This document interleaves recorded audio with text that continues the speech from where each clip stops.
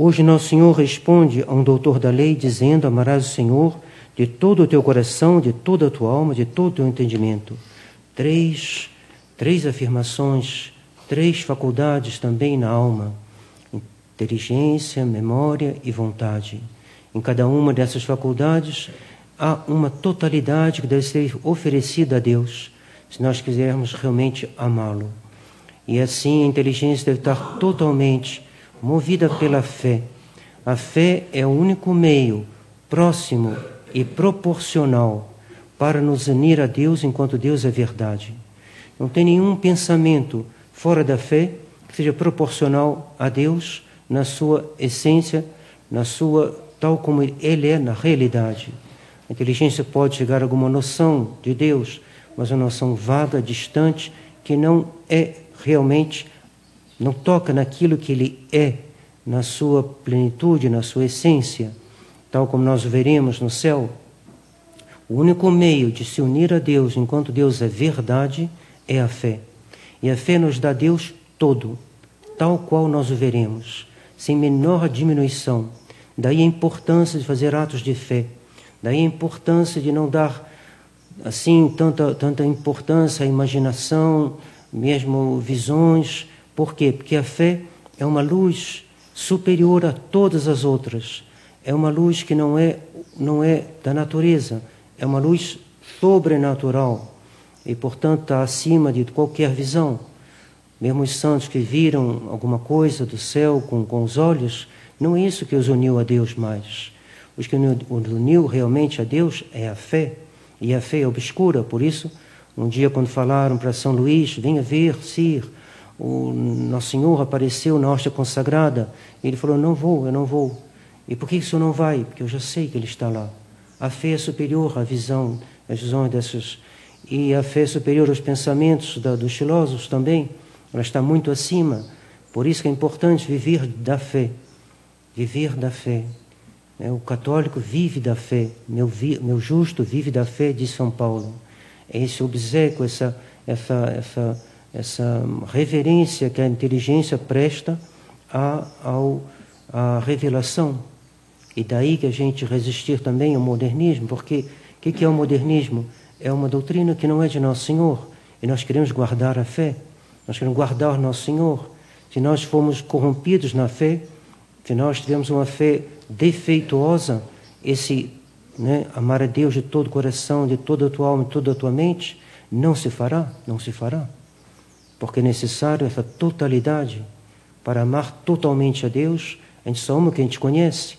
Se meu conhecimento de Deus está mesclado de erros, se está mesclado de coisas que não são da fé, a união não se faz. A união com Deus não se faz. E não só a inteligência, mas a memória também. E quem purifica a memória é a esperança. Se a esperança nossa está mais no dinheiro, no salário, na saúde, no plano de saúde, no tempo, no bom tempo, na boa colheita, no apoio aos humanos aqui e ali. Não, a esperança ela vai a Deus, a Deus. O padre Vessier, que era um aluno brilhante dos dominicanos, de repente, antes de ser ordenado padre, teve uma doença cerebral. Ele ficou prostrado. Ele não tinha mais condições de continuar os estudos, não tinha condições nem de rezar o ofício, não podia, foi ordenado mesmo assim, porque era um excelente religioso, e ele não conseguia fazer o seu trabalho. E um dia ele estava na biblioteca, passou o superior geral, viu ele lá, no dia seguinte viu ele de novo, não conhecia o caso dele no detalhe, entrou e deu um grande pito nele, falou: o que o senhor está fazendo aí? Lendo um jornalzinho? Que coisa é essa? Isso não é coisa dominicana? Faça imediatamente satisfação na minha frente, por favor. Ele se alongou, todo o seu corpo no chão, como é a satisfação dos dominicanos. Mas ele comentava depois o que eu podia fazer. Eu não podia nem pregar, não podia confessar, não podia ler o breviário, não podia ler alguma coisa muito leve e 15 minutos por dia. Um dominicano que só pode ler 15 minutos por dia, mesmo assim não podia ser Suma Teológica. É um fracassado, um coitado. Pois bem, ele foi enviado para uma gruta onde viveu Santa Maria Madalena, e lá ficou 30 anos. E as pessoas acabaram indo lá de vez em quando conversar com ele e saíam muito reconfortadas, porque era um homem cheio de esperança, cheio de esperança. A esperança dele não estava na inteligência dele, que ele já estava toda, né, devido ao problema cerebral. A alma continua, a alma não é atingida por as doenças cerebrais, mas ela precisa do corpo para poder, né, trabalhar com eficácia, né? Então, essa união, né, misteriosa do corpo e da alma, mas a alma é capaz, né, capaz de grandes atos de virtude, foi o caso dele. E ele, então, reconfortava muitas pessoas, porque lá tem uma vista muito bonita. As pessoas iam apresentar os seus problemas. Padre, eu estou com esse problema na família, estou com esse problema no emprego, estou com esse problema de relações no meio de trabalho, eu estou nisso e naquilo. E ele fazia um gesto muito simples, mas com tanta fé, com tanta esperança, com tanta que as pessoas ficavam convertidas. Ele dizia, olha aqui, eis aqui, meu auxílio está no nome do Senhor, que fez o céu e a terra. Lá tem uma vista muito bonita, se chama Santo Boma, é uma colina muito alta, dali se vê longe, e no começo dos Alpes ali, se não me engano, e a vista muito bonita. E esse simples gesto, nosso auxílio está no nome do Senhor, que fez o céu e a terra. Então ele poderá bem resolver o seu problema. E as pessoas saíam muito reconfortadas. Ver esse homem que estava arruinado, por assim dizer, ter tanta confiança em Deus, tanta simplicidade na sua esperança. Ele punha a esperança em Deus. E ele foi escolhido em seguida para ser superior geral dos dominicanos. Ele que não podia se concentrar, superior geral da ordem mais intelectual que existe no mundo. E lá foi ele. Ele falou, bom, se a providência quer que seja assim, vocês me escolheram, o que eu vou fazer? Quando ele sentava na mesa de trabalho e via aquele pacote de cartas que tinha que responder, eu dizia, minha cabeça só de olhar começava a doer. E eu com aquela dor de cabeça não sabia o que fazer. Então eu ajoelhava e rezava um rosário. E depois eu me sentava na mesa e o trabalho se fazia. Confiança em Deus. Então, além da fé, temos que ter uma grande confiança em Deus. Ocupar a memória com Deus. Foi o que ele fez durante 30 anos. Não podia rezar o breviário, não podia ler a Suma Teológica, então ele rezava o terço. Longos terços, um atrás do outro, enchendo a sua memória de Deus, enchendo a sua memória dos mistérios do Rosário. E é o que Nossa Senhora pediu em Fátima. Ela pediu não só que a gente rezasse, mas que a gente fizesse 15 minutos de meditação dos mistérios do Rosário, para que esses mistérios ocupem a nossa memória. Nossa memória que tão facilmente vai de um lado, vai do outro, se ocupa de coisas que às vezes são importantes, mas a qual nós acabamos pensando, repensando, sem necessidade. Acabamos nos deixando pouco espaço na nossa memória para as coisas realmente importantes, que são justamente o que estão resumidos nos 15 mistérios do Rosário. Tudo que Nosso Senhor fez, as santas alegrias de Nosso Senhor, os santos aspirações desse coração de Nosso Senhor, que começou a bater no dia da encarnação, no dia da anunciação, que se ofereceu no templo e que depois foi imolado sobre a cruz, e que depois subiu aos céus e reina nos céus e bate com batidas de amor por cada um de nós. Então o pensamento, a memória desses mistérios, a memória de que Nosso Senhor no céu reza por nós, intercede por nós junto ao Pai, isso deve ser o nosso consolo, a nossa esperança. Nossa esperança é saber que nós somos amados por um Deus que está no céu, que reina eternamente e que pensa em cada um de nós. Deus conhece, Deus dá um nome a cada uma das estrelas. E nós somos destinados a sermos estrelas nesse céu, onde Nossa Senhora nos espera com Nosso Senhor. E por fim, a vontade. A vontade, ela deve ser purificada pela caridade. E a caridade é essa virtude que nos faz amar a Deus acima de tudo. Amar a Deus totalmente. Amar a Deus de tal maneira que a gente não faça que Deus seja tudo para nós. Um dia, Monsenhor Lefebvre, discutindo com o cardeal Ratzinger, penso que foi com ele, se não foi com ele, foi com outro prelado romano, ele disse para os senhores, Nosso Senhor, disse alguma coisa semelhante a isso. Não me lembro as palavras exatas, Só me lembro da resposta de Monsieur Lefebvre, quer dizer, o finalzinho que eu vou dizer. Ele diz, para os senhores, nosso Jesus Cristo é algo de facultativo, opcional, né? uma opção, uma coisa facultativa, mas para nós não. Para nós, nosso Senhor é tudo. E quando ele contou isso lá no nosso mosteiro, eu não estava presente, mas os monges estavam presentes, me contaram. Quando ele repetiu essa palavra, para nós, nosso Senhor é tudo, uma lágrima escorreu dos seus olhos. Isso é que se chama fé caridade. Amar a Deus de todo o seu coração, amar a Deus de toda a sua mente, amar a Deus de todas as suas forças, amar a Deus de toda a sua alma, todo. E o segundo mandamento, que é amar o próximo como a si mesmo. E nesses dois mandamentos, diz Nosso Senhor, o segundo é semelhante ao primeiro, diz Nosso Senhor. Por que semelhante? Porque o nosso próximo é semelhante a Deus. Assim como eu amo a Deus, eu amo também o meu próximo, porque meu próximo é semelhante a Deus. Deus está no meu próximo pelo estado de graça. Ou então eu rezo para que Deus esteja nele. E amando o meu próximo, estou amando a Deus.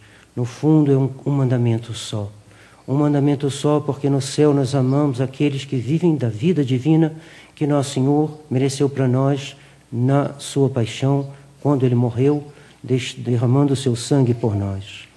Então, temos aí como praticar esse mandamento. Amar de todo o seu coração, de toda a sua alma, de todo o seu espírito, e realizando esses dois mandamentos, no qual se resume toda a lei e os profetas, como diz Nosso Senhor.